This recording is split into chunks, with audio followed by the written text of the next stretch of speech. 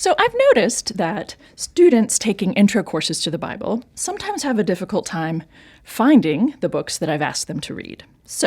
And that makes sense, by the way, because there are quite a few books in each testament. And if you didn't grow up being taught the names or whatever, it makes sense that you might struggle with that. So I thought I'd give a couple tips on how to handle this thing.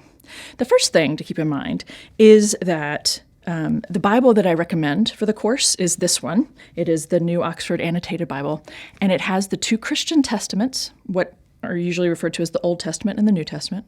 But it also includes the Apocrypha, which is this segment here in the middle. It's about, 20 short texts that many, say, Roman Catholics, Eastern Orthodox folks consider Scripture, but others don't. So it's in here, if you're curious. So beyond that, if you're taking the Intro to Old Testament, it's good to know that's going to be the first set of text. So it's about the first half, if you will, right? Old Testament, Hebrew Bible, same thing.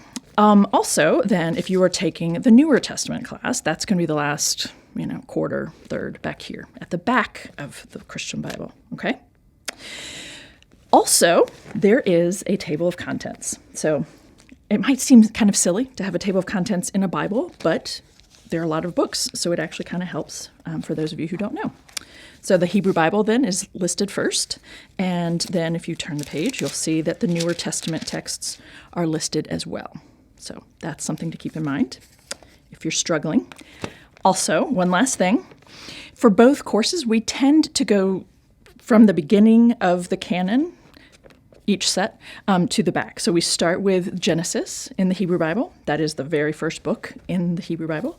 And we tend to go from there to the end in terms of the books that we do talk about.